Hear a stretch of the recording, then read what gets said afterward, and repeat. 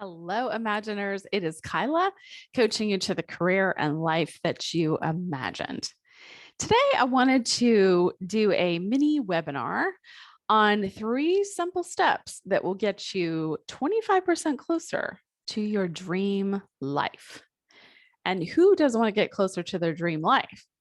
This is what I would sit in corporate America and dream about. I would sit in my sad gray cube, look out the window, dream about this life that I wanted, but I didn't know how to create. I didn't know anyone who had ever left corporate America to create their dream life. I knew people who had created a business maybe out of school or with a family member, or maybe something that was in existence that they joined, but I didn't actually know anyone personally who had transitioned, taken all of their amazing experience in corporate America, all of the skills that they already had, and transferred it into the life that they really wanted, which for me was filled with a lot of freedom, a lot of flexibility. It was curating a business that didn't exist at the time and really combining creating content, teaching it, coaching the content, helping my clients do what I did, help them to create the career and life that they imagined. And using the process that I created and then used on myself to go get this amazing life. And that is what I want for each of you. So to get 25% closer to your dream life, I want to start with your dream day. Because if we can't imagine what our dream day would look like, it's hard to come up with what our dream life would look like and what the steps would be to go after it. So today we're going to talk about 3 steps to create your dream day. And if we can start creating more of our dream day, that eventually we will create our dream life. So step 1 to creating your dream day is to identify what would it even include. It's amazing how often I ask my clients what their dream life would include. And it usually starts with not the one I'm living now. There are pieces of the life that they're living now that they want to maintain, but there are also substantial portions of their life that they want to trade.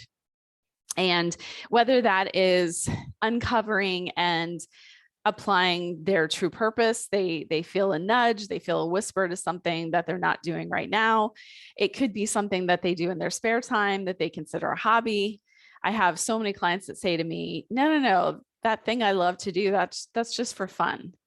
But all of those things that we love to do in our spare time, we can curate and create a business for you. That is certainly what I did, and that is what I help my clients do.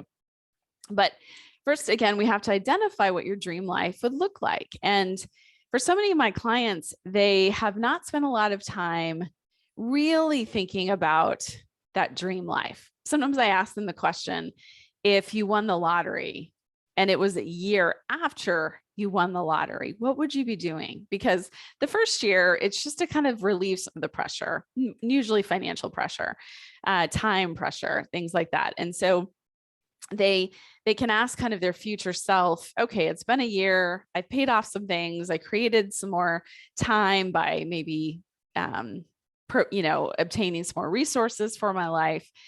Now what am I going to do? And when I ask them that question, they truly can go into their future self and ask their brain, what do I want to spend my time doing? How would my day look? Do I wake up with an alarm? Without an alarm? What do I do first? Do I jump out of bed and go check my phone?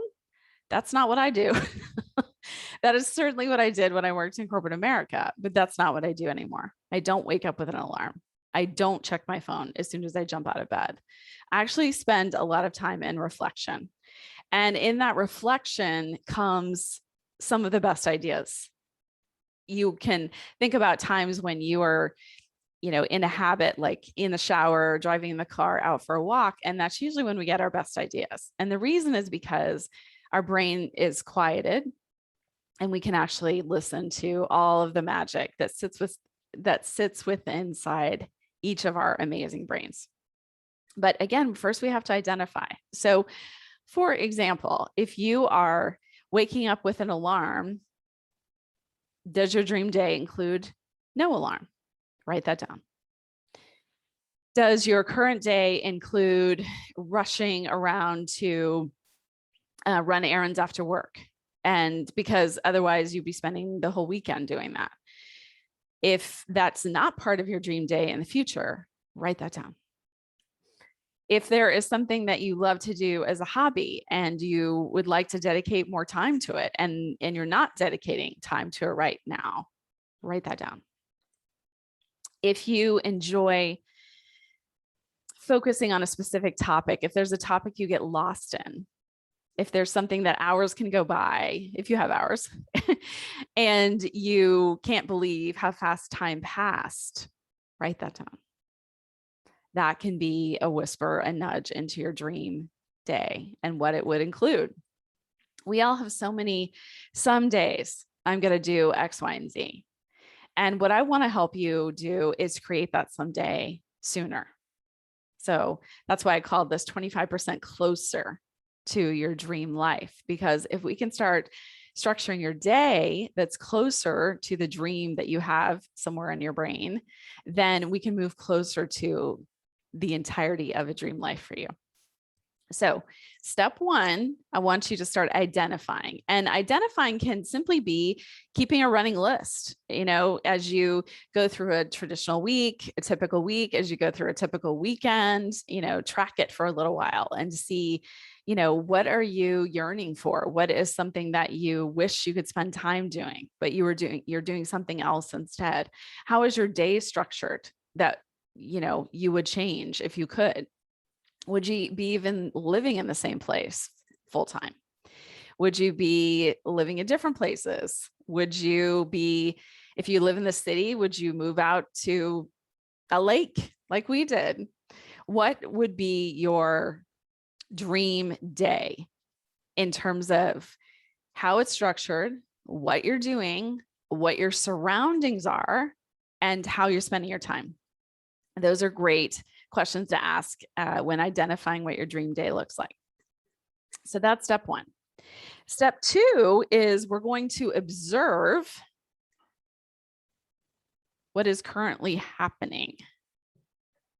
So I mentioned, maybe keeping a running list, and this can help in the observation process. But the other thing that I recommend that my clients do when they're creating their dream day and ultimately their dream career and life is to simply observe what is happening in your life right now. And if you followed me at all, you know that this practice only has one requirement, which is to do it with true observation and not judgment. So oftentimes when we identify something in our life that we want to change, we want it to change right away. And it's in the observation that we can stay in our higher brain where all of our long-term best interests live. And we can truly be an observer versus the judger of what's happening. And then our third step in creating our dream day is to add. So once you've decided what are some things that you want to identify and add to your dream day, your dream life, you've observed kind of what you're doing now and which things would have to give. So which things would have to kind of be swapped. Then I want you to start adding them in. And the way that I add them in is by actually putting them on my calendar. Because if you're anything like me, all of a sudden the days, the weeks, the months, the years, in the case of the last 2 years, have gone by and you intend to spend more time doing something that you love, but time goes by. So I always encourage my clients to add a calendar note, a time block, whatever works for you onto your calendar, because when we create something as a calendar item, it becomes more of an appointment to our brain versus just a nice to have. And the other thing that can be helpful is when you add whatever your item is, spend more time on X, or, you know, restructure my day this way. I also encourage my clients to write down next to the item that they're going to be adding, what is the reason? So it could be, spend an hour, block an hour to spend time on this hobby I love to create more of my dream day, to get 25% closer to my dream life, whatever your reason is, because I love it, right? I mean, it can be whatever your reason is, but this will help your brain. When you get to the appointment time, your lower brain is going to try and tell you, you need to reorganize the closet, you need to do some laundry, you need to follow up on emails from the day, you need to run an errand. There's going to be all kinds of things that your brain is going to offer you are more important, and certainly can be checked off easily. But that is not how we get closer to our dream day and our dream life. So I encourage you to take a small step and begin to identify what is something that would make it a dream day. Observe the way that your days are structured right now and see where you might be able to swap something, and then actually add it as a calendar item, including the reason that you added it, so that when that calendar item comes up, as I mentioned, what you wrote down with your higher brain, again, your long-term best interest, will be readily available, and that will help to counteract your lower brain, which is going to tell you, again, run an errand, or even, that's not really that important. That's not going to make a difference. Something small doesn't make a difference. But in reality, we know that small and steady wins the race.